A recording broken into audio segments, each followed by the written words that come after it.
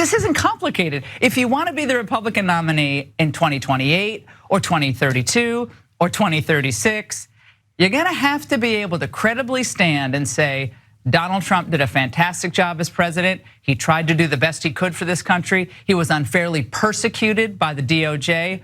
And for that, we celebrate him and his accomplishments. And guess what? The voters are actually gonna have to think that you meant what you said.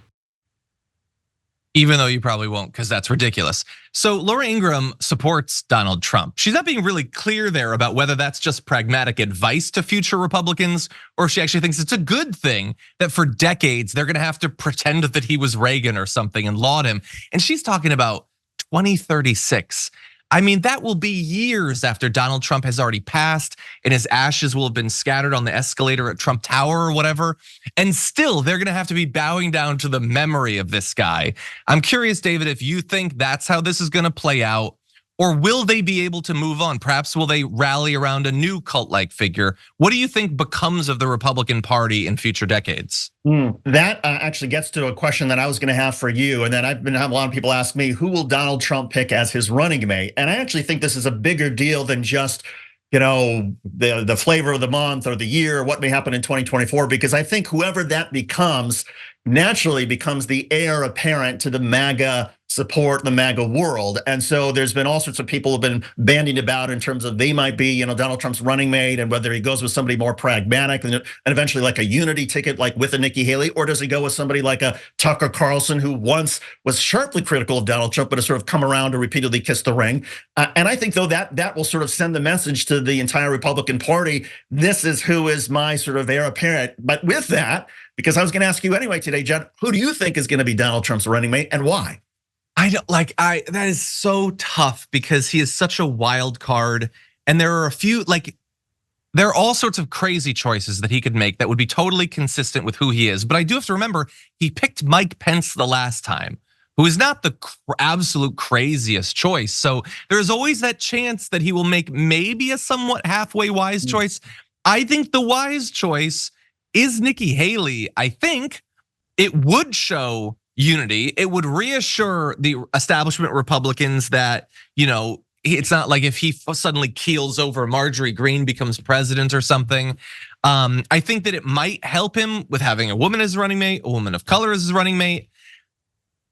That for me would be the wise choice. But I still think that it is more likely that he's gonna choose a flashier, more dramatic choice, a Carrie Lake or Marjorie Greene. I'm souring on as a possibility. I'm not sure. What do you think? Well, Marjorie Taylor Greene looked like she was inebriated at his party the other night in New Hampshire when she was talking to the Right Side Broadcast Network, and she was just going off on Nikki Haley, perhaps for that very reason, that she sees Nikki Haley as a threat to be the vice presidential running mate, as opposed to Marjorie Taylor Greene, who wants to be, and so she feels the need to cut down Nikki Haley. And I think Marjorie Taylor Greene may be even too hot in terms of what she creates, even for Donald Trump. But with Donald Trump Jr. lobbying for Tucker Carlson, I feel like that's, that could sort of be in play. And I think Donald Trump will not necessarily go with the unity, pragmatic, Mike Pence, Nikki Haley sort of running mate. I think he's gonna go full MAGA and make a, Carrie Lake or a somebody of that sort of vein. And that would be, that would sort of be even more divisive even for the Republican Party.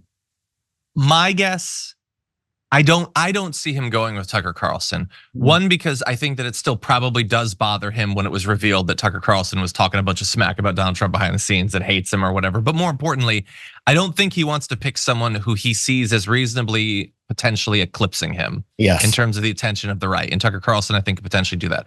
Also, I think that we do have to be fair. We don't know for sure that Marjorie Greene was drunk at the party. She could have just been doing a Jeanine Pirro impersonation.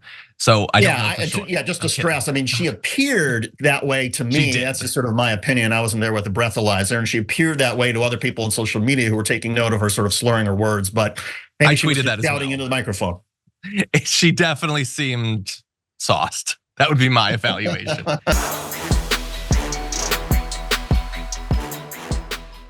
For more political news, breakdowns, interviews, stories of activism, and me trying my hardest to care about the occasional big celebrity news story, subscribe to our YouTube channel at youtube.com/The Damage Report. And you can ring the bell wherever it is so you don't miss anything.